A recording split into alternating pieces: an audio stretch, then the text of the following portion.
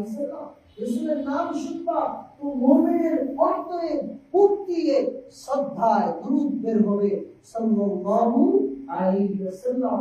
এই হুকুমে আল্লাহ তাআলা দিয়েছেন এই পয়গম্বরের জন্মই এই মাসে হয়েছে। রাসূলের শান মান কি বলবো, রাসূলের শান মান বলতে গিয়ে তো আমি শেষ হয়ে যাব, আমার জিন্দগি শেষ হয়ে যাবে, আমার জবান শেষ হয়ে যাবে, আমার রাসূলের শান মানে একটুটাও শেষ হবে না। সুবহানাল্লাহ সুবহানাল্লাহ। এত শান মানওয়ালা পয়গম্বর আরবি দুনিয়াতে এখনো আসে নাই। আল্লাহ তাআলা আদম আলাইহিস সালামের মাধ্যমে আমার পয়গম্বরের শান মান পৃথিবীবাসীকে জানাইলেন। পয়গম্বর এখনো আসে নাই। তাওরাতের মধ্যে আল্লাহ তাআলা মূসা আলাইহিস সালামকে তাওরাত দিয়ে আমার পয়গম্বরের শান মান মূসার জবান দিয়ে গাওয়াইলেন। সুবহানাল্লাহ সুবহানাল্লাহ বলে সুবহানাল্লাহ বলে সুবহানাল্লাহ না বলাও রাসূলের আশিক হওয়ার দূরে হইতে পারে, কিয়ামতের ময়দানে নাজাতের ওসিলা হইতে পারে। আল্লাহ কবুল করে রাসূলের ইসমের বয়ান শুনিয়া এস প্রকাশ করলে আল্লাহ হয়তো বা খুশিতে বলতে পারে যে এত রাসূলের বয়ান শুনে তার দিলে এস প্রকাশ করছিল, যা এর মাফ করে দিলাম, রাসূলের সাথে জান্নাত দিয়ে দিলাম।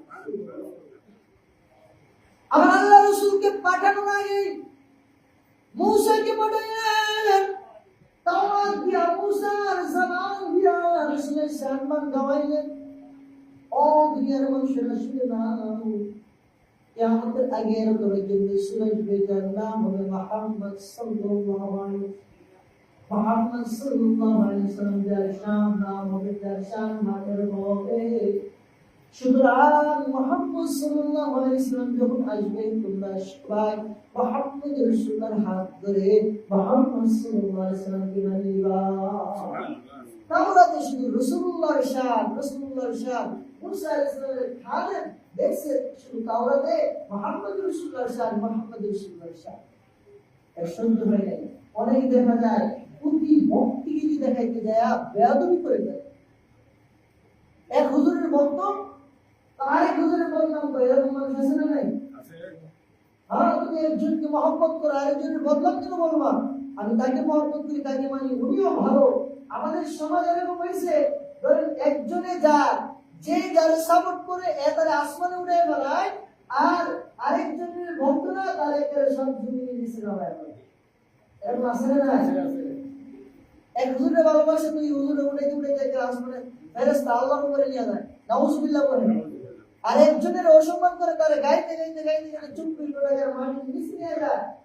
তো যার ভক্ত তার শান করে, আর যাকে দেখে নাই ভক্ত হয়ে তার শান করতে রাজি না, তার প্রশংসা করতে রাজি না। তো মূসা আলাইহিস সালামের ভক্ত আর কি রে তাওরাত তো মূসার প্রতি নাযিল হলো, তাহলে তাওরাত শুধু মুহাম্মদের প্রশংসা, এটা কেন? সে কি করলো? আল্লাহ রাসূলের যে জায়গায় প্রশংসা আছে এই জায়গার সাথে বেয়াদবি করলো, এগুলো কেটে দিল। আল্লাহ বলে বেয়াদবি করেছে মুহাম্মদ সাল্লাল্লাহু আলাইহি ওয়াসাল্লামের সাথে, আমি আল্লাহ সহ্য করব না, তাকে আল্লাহ ভুল সাবিত করতে পেরেছে। এটা বিরাট বড় কাহিনী। তাওরাতে আল্লাহ তাআলা মুহাম্মদ রাসূলুল্লাহর শান বলেছেন, জাবুরে আল্লাহ তাআলা মুহাম্মদ রাসূলুল্লাহর শান বলেছেন, ইনজিলেও আল্লাহ তাআলা মুহাম্মদ রাসূলুল্লাহর শান বলেছেন। সুতরাং আমি কেন বলবো না? আমি কেন বলবো না? গুনাহগার আমার জবান দ্বারাও যদি মুহাম্মদ রাসূলুল্লাহর শান বের হয়, আমাকে আল্লাহ তাআলা দাবি বানায় দিবে। তাহলে আমি যদি দাবি হইতে চাই, আমার কাজ হলো মুহাম্মদ রাসূলুল্লাহর শান বলা, মান বলা।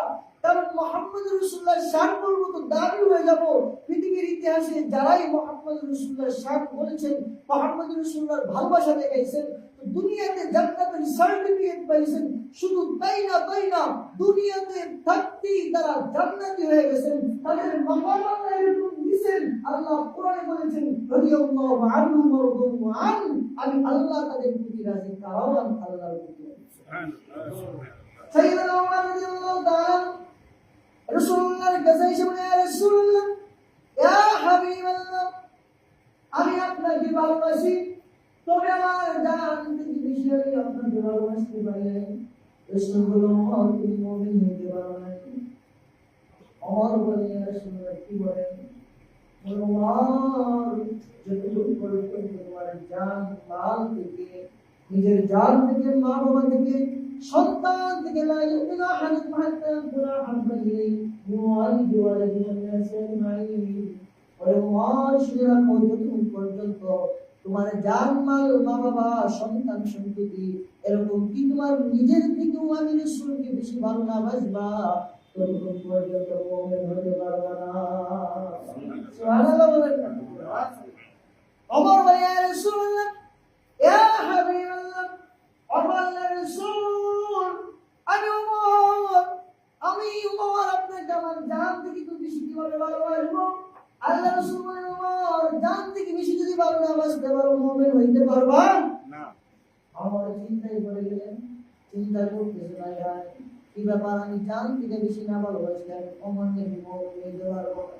রাসূল পাওয়ায় বলে, ইয়া রাসূলুল্লাহ, ইয়া হাবিবাল্লাহ, এখন আমি ওমর আমার জান থেকেও আমি আপনার রাসূলকে বেশি ভালোবাসি। সুবহানাল্লাহ বলেন না? আল্লাহ রাসূল ওমর দলিল দাও, প্রমাণ দাও, তুমি জান থেকে বেশি ভালোবাসো, তার প্রমাণ কি? ওমর একদম, ইয়া রাসূলুল্লাহ, আমি কিভাবে আপনাকে আমার জান থেকে ভালোবাসি? আপনি যখন যুদ্ধের ডাক দেন, জিহাদের ডাক দেন, আমি অমুক জানের পরোয়া করি না, সম্পদের পরোয়া করি না, আমি সাথে সাথে আপনার ডাকে সাড়া দিয়া যুদ্ধের ময়দানে বের হয়ে যাই। তোর ভাইয়ের সামনে আমি ওমর, আমি নিজেকে দাঁড় করায় দেই। আল্লাহ রাসূল বলে, ওমর, এখন তুমি আমাকে সবচেয়ে বেশি ভালোবাসো, তুমি মুমিন মুসলমান। রাসূলের ভালোবাসা প্রকাশ করা, এটা রবিউল আউয়াল মাস। রবিউল আউয়াল মাসে সরকারুল আলম মুহাম্মদ রাসূলুল্লাহ সাল্লাল্লাহু আলাইহি ওয়াসাল্লামের জন্ম হয়ে যায়। ইতিহাসবিদদের মধ্যে মতানৈক্য আছে, 8টা মত আছে। কেউ বলেন রবিউল আউয়ালের 2 তারিখ, 4 তারিখ, 8 তারিখ, 9 তারিখ, 12 তারিখ, এই মতগুলো আছে। আল্লাহ রাসূল সাল্লাল্লাহু আলাইহি ওয়াসাল্লাম এই দিনে জন্মগ্রহণ করেছেন। তবে আমাদের সমাজে প্রসিদ্ধ মত হলো রবিউল আউয়ালের 12 তারিখে রাসূল সাল্লাল্লাহু আলাইহি ওয়াসাল্লাম জন্মগ্রহণ করেছেন। প্রসিদ্ধ মত হলো রবিউল আউয়ালের 12 তারিখে মুহাম্মদ রাসূলুল্লাহ সাল্লাল্লাহু আলাইহি ওয়াসাল্লাম জন্মগ্রহণ করেছেন। আর সহিহ মত হলো রবিউল আউয়ালের 9 তারিখে রাসূল সাল্লাল্লাহু আলাইহি ওয়াসাল্লাম জন্মগ্রহণ করেছেন। যাই হোক, 9 তারিখ আর 12 তারিখ জন্মগ্রহণ করেছেন, সোমবার দিন রাসূল জন্মগ্রহণ করেছেন। তবে ইতিহাসবিদগণ বলেন, আল্লাহ রাসূল আসহাবে ফিলের ঘটনার সময়, ঘটনার 50 দিন পর আল্লাহ রাসূল সাল্লাল্লাহু আলাইহি ওয়াসাল্লাম জন্মগ্রহণ করেছেন। আসহাবে ফিলের যে ঘটনা হয়েছিল, এই ঘটনার সময় 50 দিন পর আল্লাহ রাসূল সাল্লাল্লাহু আলাইহি ওয়াসাল্লাম জন্মগ্রহণ করেছেন।